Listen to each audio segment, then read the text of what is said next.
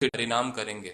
और जो भी सेवाएं हैं, जो भी उनकी सेवा, मठ की सेवाएं। मठ में उस समय छोटे छोटे बालकों को भी रखते थे। जैसे श्री वामन गोस्वामी महाराज जी आए तो कम आयु के, 9 साढ़े 9 वर्ष की आयु। शिला भक्ति जीवन जनार्दन गोस्वामी महाराज छोटी आयु। शिला भक्ति कुमुद संत गोस्वामी महाराज छोटी आयु में। तो कोई कोई बच्चा ऐसा भी होता था कि वो मल मूत्र भी उसको पता नहीं चलता अभी कि कब जाना है, क्या करना, कैसे करना, वो भी अपने आप से उनको करवा करके आ जाते थे। उनको भोजन करवाना, समय पर सुलाना, समय पर उठाना, उनको कपड़े पहनने में सहायता कर देना, उनको होमवर्क करवाना, पढ़ाई के लिए भेजते हैं उनको समय पर विद्यालय में भेजना, उनसे पहले मठ की सेवा करवा लेनी, उसके बाद में उनको जाते समय प्रसाद पवा करके भेजना, साथ में प्रसाद दे करके भेजना। मठ में गैयाएं और बछड़े भी होते थे मायापुर में, उन गैयाओं की सेवा करना, बछड़ों की सेवा करना। जो सारे भक्त लोग प्रचार में जाएंगे उनके लिए भी सब प्रकार से चिंता करना, पैसे को ठीक करके रखना, एक के बाद एक उनकी बहुत सारी सेवाएं थी। और कभी भी थकावट अनुभव करते नहीं, वही के वही सारे काम सब समय अच्छी तरह से करते रहते थे। बहुत सारे लोगों को ये सब देख करके क्या मन में होएगा कि ऐसी वाली सेवाएं करेगा कोई भी?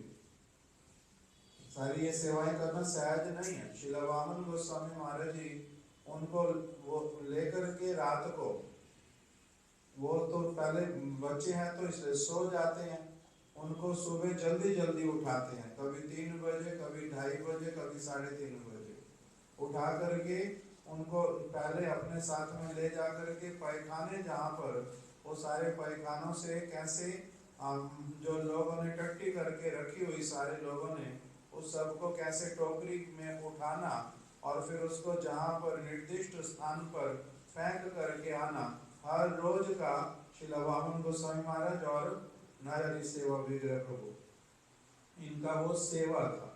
वो किसी को उनको कोई सेवाएं देता था ऐसा नहीं, वो अपने आप से ही वॉलंटियरली सारी सेवाएं करते थे। इस प्रकार की सेवा भी करनी होती है, हम लोग सोच भी नहीं सकते।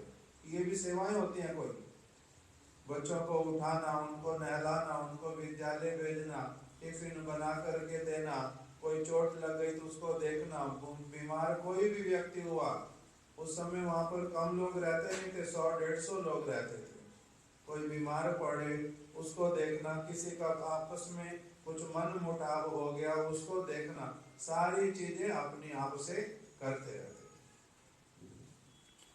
तो इस प्रकार इतनी अनेक अनेक सेवाओं को करते हुए भी वो अपने गुरुदेव की आज्ञाओं का पालन भी किस प्रकार करते थे, शिला भक्तिवेदांत वामन गोस्वामी महाराज जी बतलाते हैं। क्योंकि वो तो छोटी उम्र में ही आ गए थे और शिला नरहरि सेवा विग्रह प्रभु के साथ उन्होंने काफी समय व्यतीत किया, काफी उनके साथ सेवाएं करी, जैसे अभी हमने सुना। तो वो बतलाते हैं कि कैसे शिला प्रभुपाद जी ने अपने सारे शिष्यों को ये सख्त आदेश दे रखा था कि प्रतिदिन सबको 1,00,000 हरिनाम करना है, 64 माला करनी है प्रतिदिन। तो सारे जो उनके शिष्यगण थे वो प्रभुपाद जी के आदेश का पालन करने के लिए पूर्ण प्रयास करते थे। तो नरहरि सेवा विग्रह प्रभु दिन भर, जैसे हम सुन ही रहे हैं, अनेक अनेक प्रकार की सेवाएं। और ये सारी सेवाएं कैसी हैं? ये फिक्स्ड सेवा नहीं है, ये स्पॉन्टेनियस सेवा है जो कभी भी सामने आती है और वो करते हैं दिन भर। फिर इन सेवाओं को करते हुए अब उनके मन में ये तो है कि मेरे को अपने गुरुदेव का आगे का भी पालन करना है, 1,00,000 हरिनाम भी पूरा करना है। तो दिन में सेवाओं की वजह से जो व्यस्तता है उसके कारण वो अपना नाम संख्या दिन में तो नहीं कर पाते थे, तो इसीलिए पूरा नहीं कर पाते थे नाम संख्या। तो इसलिए वो रात को देर रात तक बैठकर हरिनाम जपते थे। और कैसे जपते थे? श्रील भक्तिवेदांत वामन गोस्वामी महाराज जी कह रहे हैं कि एक समय श्रील नरहरि सेवा विग्रह प्रभु ने खुद उनको बतलाया कि क्योंकि दिन भर ऐसी व्यस्तता है तो थकावट भी होती है शरीर में, तो अपनी शिखा को एक रस्सी से बांध लेंगे रात में। और शिखा क्या होता है लोगों को? शिखा जो चोटी जो हम पुरुष लोग पहन करते हैं। और क्या बोलते हैं? चोटी, शिखा और क्या बोलते हैं? बताओ, किसी को नहीं पता? बोधी। बोधी, बोधी, बोधी रखी हुई। और क्या बोलते हैं? बंगाल में क्या बोलते हैं? ना ना, कबूतर का घोंसला। जैव धर्म में लिखा नहीं, वो बोलते हैं कबूतर का घोंसला क्यों रखते हो तुम लोग? तो उन्होंने क्या किया, वो रात को क्या करते थे कि अपनी जो शिखा है उसको रस्सी से बांध लेंगे और उस रस्सी का दूसरा छोर एक लकड़ी से बांध देंगे। वो लकड़ी, जैसे उस समय लकड़ी पे चूल्हा बनता था, खूंटे पे बांधेंगे मान लो। हाँ कोई खूंटा मान लीजिए, उस पे दूसरा रस्सी का छोर बांध देंगे। तो क्यों ऐसे करते हैं? ताकि थकान से अगर बीच में अगर कुछ नींद आ जाए या कुछ भी हो तो एकदम से वो शिखा खींचेगी और वो एकदम से उठ के फिर अपना हरिनाम शुरू कर देंगे। तो इस प्रकार कैसा कठोर साधन, अपने गुरुपाद पद्म की आज्ञा को पूर्ति के लिए कैसा कठोर साधन। और बतलाते हैं, श्रील गुरुदेव बतलाते हैं कि कैसे रात को जब सब लोग सो जाएंगे तब एक कोने में उनकी एक भजन कुटीर हुआ करती है। तो वहां पर जाकर वो अत्यंत विप्रलंब भाव से भगवान का नाम करेंगे, महामंत्र का जप करेंगे, इस प्रकार जैसे राधा कृष्ण के प्रति अत्यंत विरह भाव से। तो ऐसा उनका नाम में निष्ठा, ऐसा उनका सेवा भाव। तो ऐसे जो श्री नरहरि सेवा विग्रह प्रभु किस प्रकार से अपनी साधन भजन के माध्यम से हमारे को सिखला रहे हैं कि कैसे हम, हमारे जीवन में क्या होता है, जैसे मैं अपना समझता हूं कि कुछ सेवा जिस दिन एक्स्ट्रा कर देंगे तो उस दिन हरिनाम को अपने आप मन को समझा लेते हैं कि आज तो मैंने बहुत ज्यादा सेवा कर ली, तो जो मेरा नाम संख्या है वो तो कोई बात नहीं, आज कम भी होगा तो चलेगा। लेकिन इस उदाहरण से हम समझते हैं कि कैसे दिन भर सेवा करके भी रात को कैसे शिखा बांध के अपने आप को वो कैसा कष्ट प्रदान कर रहे हैं, लेकिन उस कष्ट में भी वो एक प्रसन्नता है। कौन सी प्रसन्नता? गुरु सेवा की, गुरु आज्ञा का, आदेश का पालन करने की। और यही सारी चीजें जैसे शिला भक्ति विनोद ठाकुर के कीर्तन में हम सुनते ही हैं, तुम्हारे सेवा दुख है जतो सेयो तो परम सुख, कि हे प्रभु तुम्हारी सेवा में जो दुख मुझे प्राप्त हो रहे हैं वो भी मेरे परम सुख का ही कारण है, वो मुझे परम सुख प्रदान कर रहे हैं। तो इसी प्रकार शिला नरहरि सेवा विग्रह प्रभु किस प्रकार वो अपना आचरण से ये सारी शिक्षाएं जो शिला भक्ति विनोद ठाकुर दे रहे हैं, जो हमारे ग्रंथ दे रहे हैं, उनको अपने आचरण से समझा रहे हैं कि कैसे मठ की सेवा की जाती है। हम सुनते ही हैं कि एक बार क्या हुआ कि सारे जो शिष्य थे शिला प्रभुपाद जी के, वो उनसे पूछते हैं कि किसकी सेवा, वो आपस में ये डिस्कशन करते हैं कि किसकी सेवा सबसे ऊंची है, सबसे महत्वपूर्ण है। तो वो डिस्कशन करके वो सोचते हैं कि शिला प्रभुपाद जी से ही हम ये पूछेंगे कि किसकी सेवा, सब लोग अनेक अनेक प्रकार के शिष्य हैं, अनेक अनेक योग्यताएं हैं, अनेक अनेक सेवाओं में रत हैं, दिन भर सेवा कर रहे हैं, लेकिन किसकी सेवा सबसे ऊंची है। तो वो शिला प्रभुपाद जी के पास जाकर पूछते हैं ये चीज, और शिला प्रभुपाद जी बतलाते हैं कि जिसकी वैष्णवों के प्रति जितने मात्रा में प्रीति है और उस प्रीति से जो सेवा कर रहे हैं, उसी सेवा, उस प्रीति वाली सेवा को ही हम सबसे ऊंची सेवा मानेंगे। तो यहाँ पर श्री नरहरि सेवा विग्रह प्रभु जिनकी प्रीति प्रेम, जो एक दिन हुआ है जिस व्यक्ति को मठ में आए हुए, जो बिल्कुल नए नए बच्चे हैं, नए नए व्यक्ति हैं, उनके प्रति इतनी प्रीति है, तो सोचिए जो वरिष्ठ वैष्णव होंगे उस समय के, उनके प्रति उनकी प्रीति, उनकी सेवा भावना किस प्रकार की होगी। और इसी वजह से ही शिला प्रभुपाद जी उन पर इतना भरोसा करते थे कि जो चैतन्य मठ क्या है? चैतन्य मठ मूल मठ बोलते हैं जिसको। शिला प्रभुपाद जी ने जब जब प्रचार कार्य शुरू किया, तो जो पहला उन्होंने सेंटर, जिसको हम हेडक्वार्टर्स भी बोलते हैं गौड़िया मठ का, तो पहला जो गौड़िया मठ बना उसका नाम है श्री चैतन्य मठ, जो श्रीधाम मायापुर में है। तो वो चैतन्य मठ वो सारे मठों का राजा है। हम बोलते हैं ना, आकर मठ राज चैतन्य मठ की जय, जय ध्वनि में भी बोलते हैं। तो वो चैतन्य मठ जो प्रभुपाद जी के सबसे निकट, सबसे प्रिय है, वो मठ का पूरा भार प्रभुपाद जी किनके ऊपर दे देते थे? श्री नरहरि सेवा विग्रह प्रभु के ऊपर। पूरा इतना बड़ा मठ, उसके सारे जितने व्यक्ति, मठ का मतलब सिर्फ बिल्डिंग नहीं, मठ मतलब मठवासी, उनकी क्या जरूरतें हैं, क्या आवश्यकताएं हैं, सारा मैनेजमेंट, हर एक एक चीज उसमें आ जाती है। तो किस प्रकार सारी की सारी सेवाएं उनके ऊपर निश्चिंत रूप से डाल देते थे, उनके ऊपर वो जिम्मेदारी दे देते थे और खुद बिल्कुल निश्चिंत होकर प्रचार कार्य में जाते थे। और परम गुरुदेव शिला भक्ति प्रज्ञान केशव गोस्वामी महाराज जी भी श्री चैतन्य मठ में रहते थे उनके साथ, और उनके साथ ही अनेक प्रकार की सेवाएं करते थे। तो यहां पर बतलाते हैं शिला गुरुदेव उनके आचरण के बारे में बतलाते हुए कहते हैं कि कभी भी इतनी सारी सेवा भार होने पर भी कभी उनके चेहरे पे शिकन नहीं, कभी भी गुस्सा नहीं होते किसी के ऊपर भी। बताते हैं कि मठ में जितने साल वो रहे, किसी ने उनको गुस्सा करते ही देखा नहीं। इतनी सारी सेवा भार, इतना सारा कुछ होने पर भी कभी कभी किसी एक कोई बच्चा है या कोई छोटा कोई व्यक्ति आया है, कुछ गलती कर दी, तो उनको भी थोड़ा सा डांट फटकाएंगे तो भी वो कैसे एक मंद मुस्कान के साथ, जैसे उसको बहुत बुरा नहीं लगेगा, उसको सीखने को मिलेगा, लेकिन उसको डांटने का भी एक ऐसा तरीका जिसमें कभी लगता ही नहीं कि वो गुस्सा है बहुत ज्यादा। जैसे हम देखते हैं कि कभी भी हमारे ऊपर कोई बहुत ज्यादा सेवा भार आ जाता है तो हमारा फ्रस्ट्रेशन आ जाता है, लेकिन वहां पर उल्टा देखते हैं कि जितनी सेवाएं आ रही हैं उनके अंदर आनंद बढ़ता जा रहा है। तो वो सेवा का एक असली जो स्वरूप है वो अपने उनके आचरण से दिखाई देता है। तो ऐसे ही बतलाते हैं कि कैसे उनका जो ये साधन, उनका जो ये सेवा भाव, वो शिला प्रभुपाद को कैसे आकर्षित कर लेता था। और इसी कारण क्या हुआ, शिला भक्तिवेदांत वामन गोस्वामी महाराज जी बतलाते हैं, जैसे अभी हमने सुना प्रभु जी से भी, कि कैसे उनकी जो सेवा है सिर्फ यहीं तक ही नहीं, बड़े ही अद्भुत सेवा।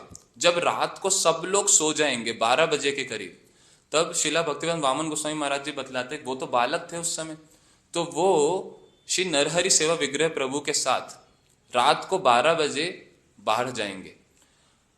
श्री नरहरि सेवा विग्रह प्रभु के पास एक टॉर्च होती थी, टॉर्च लाइट, तो वो टॉर्च को लेके पूरा जो श्री चैतन्य मठ है उसमें, जो कितना बड़ा है, 50 बीघा जितना बड़ा है, और उस पूरे मठ में करीब 10 से 12 गेट हैं, इतने बड़े मठ में।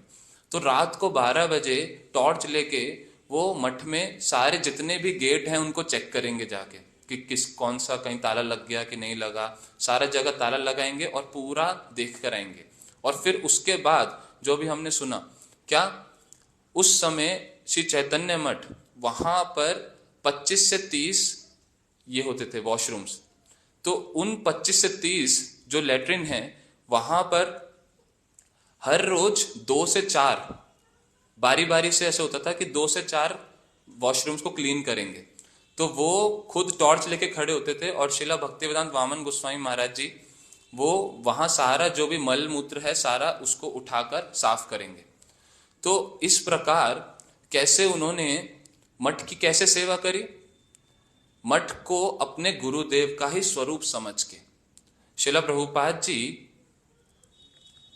जैसे अभी हमने सुना कि कैसे जो मठ है वो सबसे प्रिय है शिला प्रभुपाद जी का, जो मूल मठ है, तो उस मठ को श्री नरहरि सेवा विग्रह प्रभु क्या समझ रहे हैं कि ये मेरे प्रभुपाद जी ही हैं, उन्हीं का ही विस्तार है। जैसे हम सुनते हैं कि मठ गुरु जी का ही प्रकाश है, तो मठ की सेवा ऐसी सेवा है जिससे गुरु जी की ही सेवा हो रही है। तो इस प्रकार श्री नरहरि सेवा विग्रह प्रभु अनेक अनेक प्रकार से सेवा करे। यहां पर एक बहुत विशेष बात है जो शिला परम गुरुदेव भी इसको लक्ष्य करते हैं। परम गुरुदेव ने जब श्री गौड़िया पत्रिका वापस से शुरू करी, तब उसमें उन्होंने एक आर्टिकल लिखा। तो वो जो पहला साल था, पहला इशू जो था गौड़िया पत्रिका का, क्योंकि उससे पहले जो पत्रिका है श्री गौड़िया नाम से शिला प्रभुपाद जी ने शुरू करी थी। फिर उनके अप्रकट लीला के बाद वो बंद हो गई थी। फिर शिला परम गुरुदेव शिला भक्ति प्रज्ञान केशव गोस्वामी महाराज जी ने वो फिर से शुरू करी, जो मैगजीन्स पत्रिकाएं, श्री गौड़िया पत्रिका। उसमें जो पहली पत्रिका जो निकली, उस पहली पत्रिका में जो पहला इशू था, उसमें उन्होंने एक अलग से आर्टिकल लिखा। किनके विषय में? श्री नरहरि सेवा विग्रह प्रभु के विषय में, जिसका नाम आता है विरह मांगल्य। तो उस विरह मांगल्य, इस नाम का ही अर्थ क्या हुआ? विरह मांगल्य मतलब कि विरह में किया गया मंगलाचरण एक प्रकार से। तो उसमें वो श्री नरहरि सेवा विग्रह प्रभु का जो अवदान है उसको बतला रहे हैं। और जब वो लिख रहे हैं उसको इतने सुंदर रूप से, अपने हृदय की जो अवस्था है उसको वो उसमें दिखला रहे हैं। क्या हुआ था, जब शिला परम गुरुदेव मेदिनीपुर में प्रचार करने गए हुए थे, तो उनके पीछे से ही श्री नरहरि सेवा विग्रह प्रभु ने अप्रकट लीला करी। तो अब इन दोनों के बीच में शिला गुरुदेव और शिला नरहरि सेवा, शिला परम गुरुदेव और शिला नरहरि सेवा विग्रह प्रभु के बीच में अत्यंत ही घनिष्ठ एक संबंध था, क्योंकि शुरू से ही वो श्री चैतन्य मठ में सेवा कर रहे हैं शिला प्रभुपाद जी की। तो वहां पर जब शिला प्रभुपाद जी के जाने के बाद, मतलब उनके अप्रकट के बाद कई सारी असुविधाएं हुई, तो परम गुरुदेव और श्री नरहरि सेवा विग्रह प्रभु, इन दोनों ने ही श्री चैतन्य मठ को छोड़ दिया और वो कहाँ आ गए? नवद्वीप धाम में आ गए। श्री चैतन्य मठ कहाँ है? श्रीधाम मायापुर में। और वो लोग आ गए नवद्वीप धाम में, और वहां पर उन्होंने स्थापना करी देवानंद गौड़िया मठ की। तो उस देवानंद गौड़िया मठ में भी क्या होता था? परम गुरुदेव ने सारा भार, सेवा का जो सारा जिम्मेदारी श्री नरहरि सेवा विग्रह प्रभु के ऊपर दे देते थे, और वो खुद प्रचार के लिए जाते थे बिल्कुल निश्चिंत होकर। जिस प्रकार शिला प्रभुपाद जी जाते थे श्री नरहरि सेवा विग्रह प्रभु पे सारा मठ का भार छोड़कर, श्री चैतन्य मठ का। तो इसी प्रकार इतनी अत्यंत उनके बीच में एक घनिष्ठ संबंध। अब जब श्री नरहरि सेवा विग्रह प्रभु ने अप्रकट लीला करी, कब? 30 जनवरी 1949। उसके पश्चात 1948, तो उसके पश्चात 30 जनवरी के समय 1948 में परम गुरुदेव थे मेदिनीपुर में। तो मेदिनीपुर से जब वो आए अगले दिन, कहाँ? चुचुरा गांव। तो वहां पर उनको जब ये पता चला कि श्री नरहरि सेवा विग्रह प्रभु ने अप्रकट लीला करी है, तब वो ऐसे हो गए जैसे एकदम स्तंभित। कुछ समय तक स्तंभित ही रहे वो, उसको ऐसी शॉकिंग न्यूज थी उनके लिए। और फिर उसके बाद कुछ देर बाद जब वो बाहरी चेतना में आए, तब अत्यंत एक बालक की भांति क्रंदन करने लगे। किसके विरह में? शिला नरहरि सेवा विग्रह प्रभु के विरह में। उसके पश्चात जब अगले साल 1949 में जब उन्होंने वापस से जो ये श्री गौड़िया पत्रिका का पब्लिकेशन शुरू किया, तब उसमें पहली गौड़िया पत्रिका में जो उन्होंने आर्टिकल लिखा, किसके ऊपर? श्री नरहरि सेवा विग्रह प्रभु के ऊपर। और फिर जैसे हमने अभी सुना ही था कुछ दिन पहले कि कैसे जब उन्होंने ये पत्रिकाएं छापनी शुरू की, तो अपने जितने भी गुरु भाई थे उनको वो सबको वो पत्रिकाएं भेजते थे। जैसे हमने सुना ही था कि कैसे पत्रिकाओं का सब्सक्रिप्शन होता है, लेकिन उसमें जो शिला गुरुदेव भी और अन्य आचार्य वो अपने गुरु भाइयों को कैसे पत्रिकाएं भेजते थे, चाहे वो सब्सक्राइब करें या ना करें। तो ऐसे ही परम गुरुदेव ने भी अपनी पत्रिका को भेजा। तो वहां से शिला स्वामी महाराज वो भी उनको लेटर के माध्यम से उस पत्रिका के विषय में बतलाते हैं कि आपने बहुत बड़ा हमारे लिए एक बहुत हमें धन्य कर दिया। कैसे? कि आपने श्री नरहरि सेवा विग्रह प्रभु के बारे में इस पत्रिका में, अपनी पहली पत्रिका में उनके बारे में आपने पुष्पांजलि दी है, उससे हम उनका स्मरण कर पा रहे हैं। और वो कैसे हैं? यहां पर शिला स्वामी महाराज जी एक बहुत बड़ी स्टेटमेंट देते हैं। वो कहते हैं कि जैसा विरह मुझे अपने गुरुदेव के जाने पर जैसा विरह मुझे अपने शिला प्रभुपाद जी से हो रहा है उनके अप्रकट के बाद, वैसा ही विरह मुझे श्री नरहरि सेवा विग्रह प्रभु के प्रति हो रहा है। वैसा ही विरह जैसा मुझे अपने गुरुपाद पद्म शिला प्रभुपाद जी के विरह में है। तो इससे ही पता चलता है कि कैसा छाप शिला नरहरि सेवा विग्रह प्रभु का है सारे वैष्णवों के हृदय में। और परम गुरुदेव अपने आर्टिकल में उस विरह मांगल्य में ये स्पष्ट रूप से दिखला रहे हैं। वो कह रहे हैं कि मेरी हृदय की जो वेदना है वो मैं समझा नहीं सकता। आज जो तिथि है वो कैसी है, वो गौर पूर्णिमा का समय था जब पहली पत्रिका निकली शिला परम गुरुदेव की। उसमें वो कह रहे हैं कि ये बड़ा ही अत्यंत हर्ष का समय है कि पत्रिका का काम फिर से शुरू हो रहा है, पब्लिकेशन फिर से शुरू हो रही है। किंतु इस हर्ष के माहौल में भी मेरे हृदय के अंदर एक बहुत बड़ा एक विलाप चल रहा है, और उस विलाप को जब तक मैं बाहर नहीं निकालूंगा वो विलाप शांत नहीं होगा। तो उस विलाप को मैं अपने लेखनी के माध्यम से यहां पर प्रस्तुत करना चाहता हूं। तब शिला परम गुरुदेव बतला रहे हैं कि कैसी सेवा श्री नरहरि सेवा विग्रह प्रभु ने की और कैसा उनका संबंध, कैसा उनको विरह अनुभव हो रहा है उनसे। कह रहे हैं कि उनको नाम को स्मरण करने के मात्र से ही, उनके नाम स्मरण करने के मात्र से, उनकी जो ये सेवा में जो निरंतरता है उसको स्मरण करने से ही एक जीव का अत्यंत अत्यंत मंगल प्राप्त होगा। तो इस प्रकार परम गुरुदेव अपनी पूरी लेखनी में उस आर्टिकल में अनेक अनेक रूप से श्री नरहरि सेवा विग्रह प्रभु का पुष्पांजलि दे रहे हैं। नरहरि सेवा विग्रह प्रभु जहाँ पर भी बैठ जाते थे वही लगता था कि मैं चैतन्य मठ में ही हूँ। उनको वो स्वयं ही चैतन्य मठ थे। फिर इसी की व्याख्या करते हुए हमारे गुरुदेव कह रहे हैं कि चैतन्य मठ का अर्थ क्या है? क्या केवल मात्र ईंट पत्थर का मंदिर?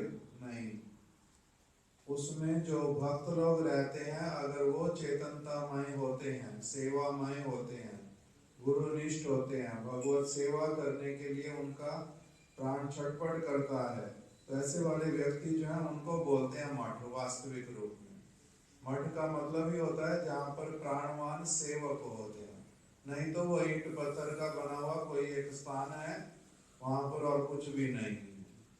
तो इसीलिए परम गुरुदेव कहते थे कि ये जो नरहरि सेवा विग्रह प्रभु, इनको इनकी उपस्थिति मात्र मेरे को क्या कराती थी? मैं चैतन्य मठ में ही हूँ, मैं अलग हूँ नहीं। फिर उसमें कह रहे हैं कि हे नरहरि दास, आप और प्रभुपाद पता नहीं कौन से जगत में आप लोग चले गए हैं। आप लोगों के पास में मेरी बात पहुंचेगी, कैसे पहुंचेगी मुझे पता नहीं है। और आप लोगों का संवाद भी मेरे को कुछ नहीं मिलता उस तरह से।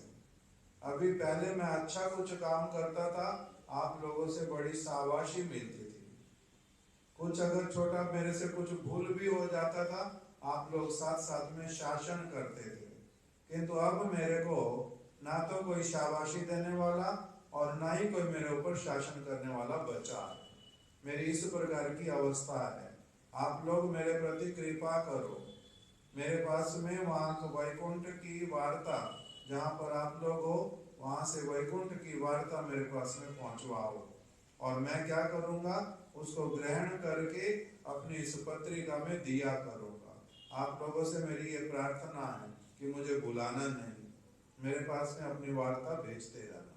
इस प्रकार से उनको नरहरि दा कह करके पुकारते थे। दा का मतलब होता है बंगला में दादा, दादा मतलब बड़े भाई, नरहरि दा, ऐसे कह करके उनको स्मरण करते थे।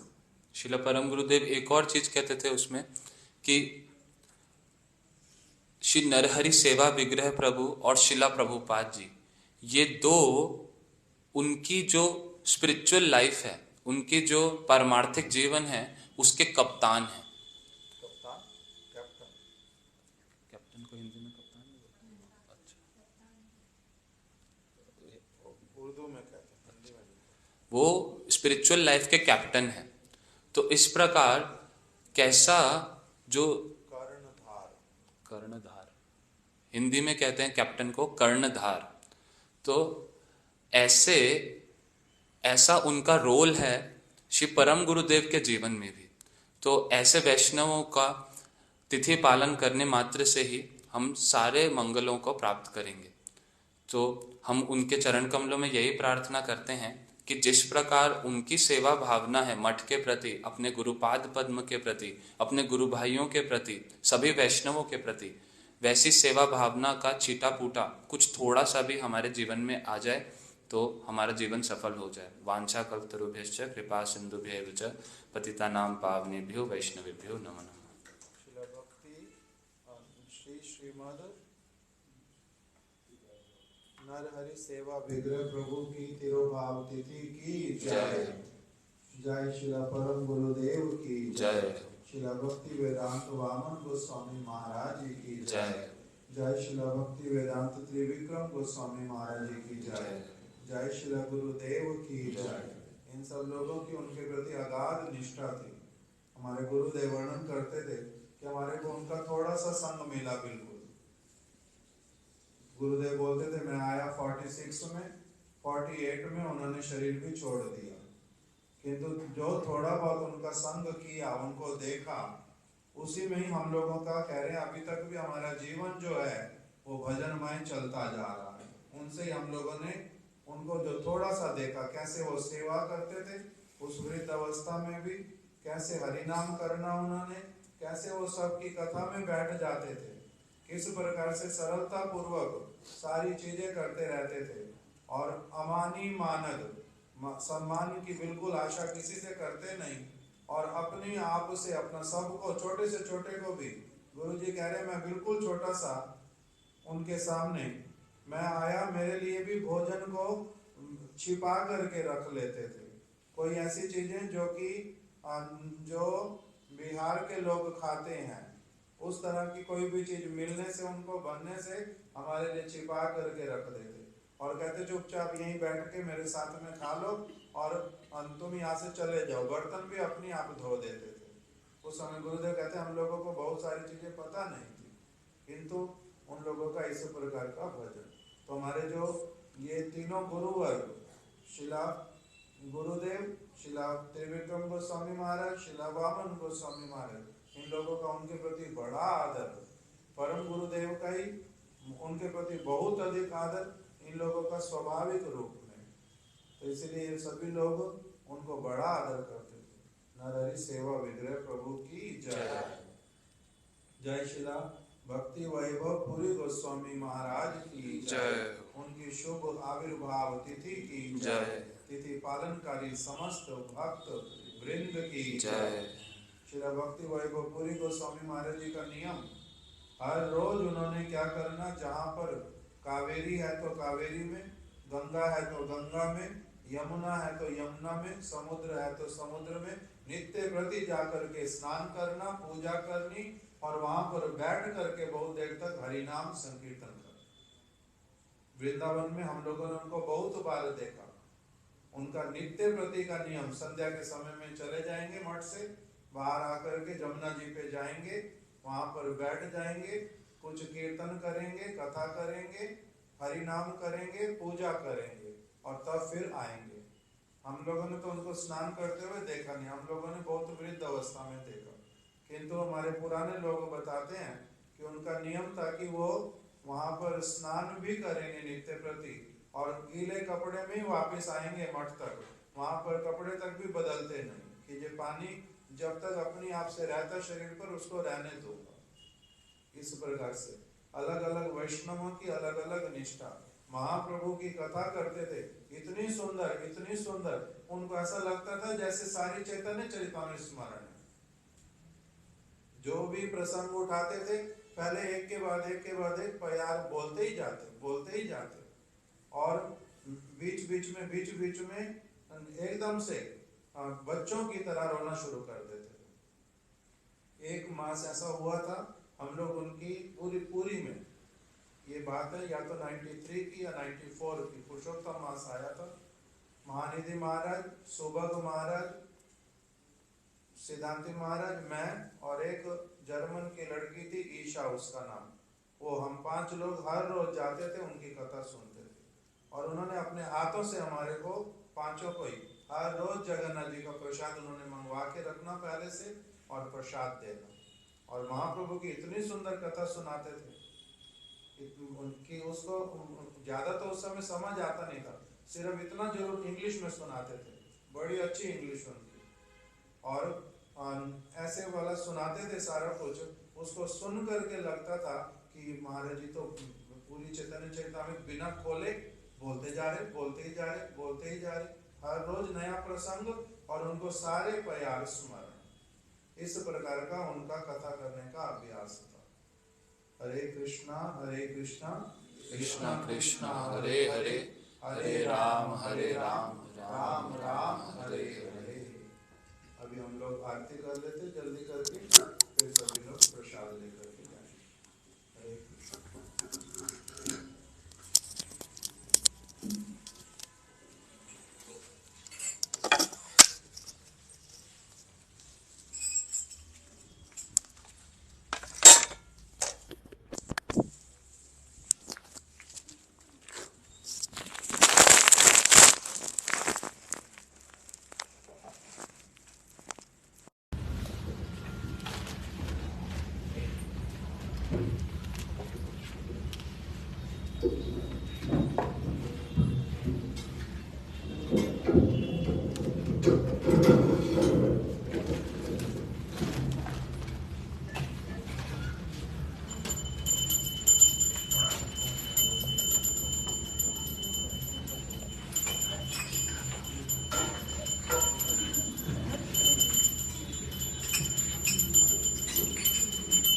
शिवा जय जय गोरा चांदे आरती का सोहा। शिवा जय जय